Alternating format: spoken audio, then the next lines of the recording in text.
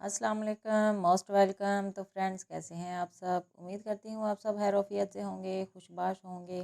तो आज की हमारी रेसिपी है जुबानी फल की स्मूदी, जुबानी फल का शेक। जैसा कि आप जानते हैं कि जुबानी फल का सीज़न चल रहा है, तो जुबानी फल तो आपने बहुत खाए होंगे, लेकिन जुबानी फल की स्मूदी आपने ज़रूर ट्राई करनी है। बहुत मज़े की बनेगी इंशाल्लाह। तो आइए बनाना स्टार्ट करते हैं। बिस्मिल्लाहिर्रहमानिर्रहीम। तो स्मूदी बनाने के लिए सबसे पहले हमने लिया है ब्लेंडर जग। इसमें हम बनाएंगे। इसमें मैंने ऐड कर दिए हैं 3 अदद जुबानी फल। छिलके हमने इसके नहीं उतारने, जस्ट ऊपर से उतार के हम 4 पीस करके इसमें डाल देंगे। इसी तरह से हम बाकी डाल देंगे। 2 से 3 चम्मच मैंने चीनी के लिए हैं। अब चीनी अपने टेस्ट के हिसाब से कम ज़्यादा कर सकते हैं, क्योंकि जुबानी फल मीठे होते हैं ज़्यादा, तो इस वजह से चीनी फिर कम ही अच्छी लगती है इसमें। हाफ़ गिलास मैंने दूध का डाल लिया है, बाकी हाफ हमने बचा लिया है, वो हम बाद में इस्तेमाल करेंगे। ब्लेंडर को हमने 2 से 3 मिनट तक मुसलसल चलाना है, जिससे अच्छी सी स्मूदी तैयार हो जाए और जो पानी फल वो अच्छे से इसमें मेल्ट हो जाए।